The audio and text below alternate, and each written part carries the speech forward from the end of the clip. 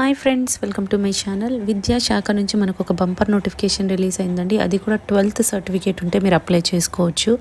అదేవిధంగా 8th class సర్టిఫికేట్తో కూడా మీకు జాబ్స్ ఉన్నాయన్నమాట. పర్మనెంట్ క్లర్క్, అసిస్టెంట్ ఉద్యోగాలకు నోటిఫికేషన్ రిలీజ్ అయిందండి. దీనికి శాలరీ మీకు 36,000 వరకు కూడా వస్తుంది. అండ్ ఇవన్నీ కూడా గవర్నమెంట్ పర్మనెంట్ జాబ్స్. మీకు లాస్ట్ డేట్ 2nd సెప్టెంబర్ వరకు కూడా టైం ఉందండి. సో మీకు దీనికి ఎటువంటి ఎక్స్పీరియన్స్ కూడా అవసరం లేదు.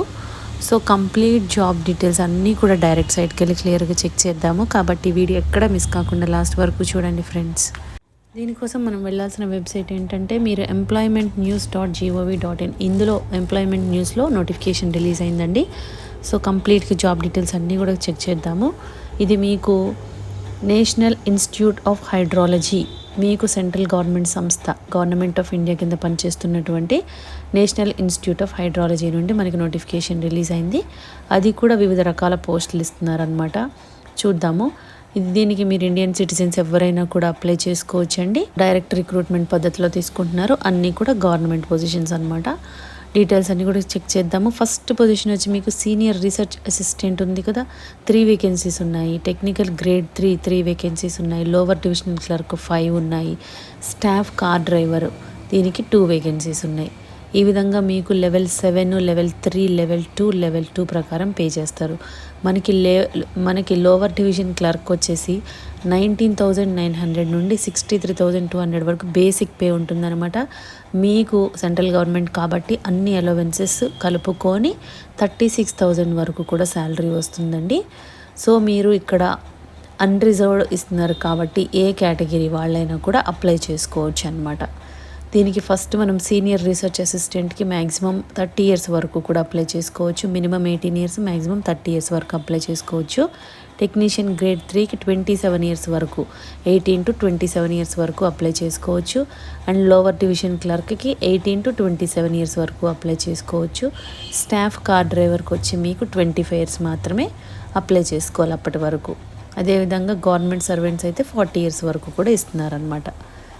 దీనికి మనకి ఏజ్ రిలాక్సేషన్ కూడా ఉందండి. అది కూడా గవర్నమెంట్ రూల్స్ ప్రకారం ఉంటుందన్నమాట. అంటే SC, ST వాళ్ళకి 5 ఇయర్స్ ఎక్స్ట్రా ఉంటుంది. OBC వాళ్ళకి 3 ఇయర్స్ ఉంటుంది. అదేవిధంగా PWD క్యాండిడేట్స్కి 10 ఇయర్స్ ఉంటుందన్నమాట. ఎడ్యుకేషనల్ క్వాలిఫికేషన్ ఏం కావాలి అంటే సీనియర్ రీసెర్చ్ అసిస్టెంట్కి వచ్చి మీకు bachelor's degree in engineering, in civil or computer engineering or post graduate degree in physics or chemistry or mathematics or hydrology or computer applications or earth sciences.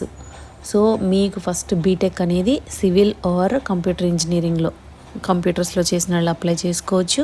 లేదంటే PG చేస్తారు కదా, వాళ్ళు physics, chemistry, mathematics, hydrology, computer applications, earth sciences వీళ్ళు ఎవరైనా apply చేసుకోవచ్చు అనమాట. అంటే మీరు బ్యాచిలర్స్ డిగ్రీ చేసిన తర్వాత ఫిజిక్స్, కెమిస్ట్రీ అండ్ మ్యాథమెటిక్స్ ఉంటుంది కదా, సో వాళ్ళు, లేదంటే కంప్యూటర్ అప్లికేషన్స్ ఉన్న వాళ్ళు అప్లై చేసుకోవచ్చు.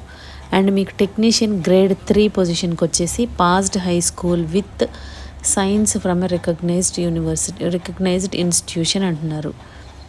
With 5 years experience in electrical or horticulture అంటున్నారండి. అంటే హై స్కూల్ పాస్ అయ్యి 5 ఇయర్స్ ఎక్స్పీరియన్స్ కావాలంటే ఎలక్ట్రికల్ ఆర్ హార్టికల్చర్లో. లేదు అంటే కనుక national trade certificate, ITA certificate with 3 years experience in the trade of electrician or computer operator or electronic mechanic or air conditioning or horticulture. So మీకు ITA certificate అనేది మీకు electrician, computer operator, electronic mechanic, air conditioner, horticulture వీటిలో ఉన్న వాళ్ళు ఎవరైనా కూడా apply చేసుకోవచ్చు. అదేవిధంగా నేషనల్ ఆ 2 లేని వాళ్ళు national apprenticeship certificate with 2 years of experience in the trade of electrician, computer operator, electronic mechanic, air conditioning and horticulture. మీకు ఇప్పుడు అర్థమైందా? మనము అప్రెంటిస్షిప్ ప్రోగ్రామ్ అంటే మీరు చాలామంది అప్లై చేసుకోరు. ఇలాంటివి ఉన్న కేసులో మీకు గవర్నమెంట్ జాబ్స్కి యూస్ అవుతుందని ఆల్రెడీ మనం చాలాసార్లు చెప్పామండి. సో ఇలాంటప్పుడు మీకు అవసరం కాబట్టి అప్రెంటిస్షిప్ ప్రోగ్రామ్ అయితే మీరు మిస్ చేసుకోవద్దు. సో అప్రెంటిస్షిప్ ప్రోగ్రామ్ చేసిన వాళ్ళు విత్ 2 ఇయర్స్ ఎక్స్పీరియన్స్ ఉన్న వాళ్ళు ఎవరైనా కూడా అప్లై చేసుకోవచ్చు అనమాట. లోవర్ డివిజన్ క్లర్క్కి వచ్చి మీకు 12th క్లాస్ పాస్ అయి ఉంటే చాలు. ప్లస్ దాంతోపాటు మీకు టైపింగ్ అనేది రావాలి. 35 words per minute ఇంగ్లీష్లో టైప్ చేసేలా ఉండాలి. 30 words per minute ఇన్ హిందీలో టైప్ చేసేలా ఉంటే చాలు అనమాట. మీకు 12th ప్లస్ టైపింగ్ అనేది ఉంటే మీకు అప్లై చేసుకోవచ్చు లోవర్ డివిజన్ క్లర్క్కి. నెక్స్ట్ ఇంకో పోస్ట్ ఏంటంటే స్టాఫ్ కార్ డ్రైవర్ అండి, ఆర్డినరీ గ్రేడ్. దీనికి 8th క్లాస్ స్టాండర్డ్ లేదంటే 8th క్లాస్ స్టాండర్డ్ చాలు, ప్లస్ డ్రైవింగ్ లైసెన్స్ అనేది మీరు కంపల్సరీ ఉండాలి హెవీ వెహికల్స్కి.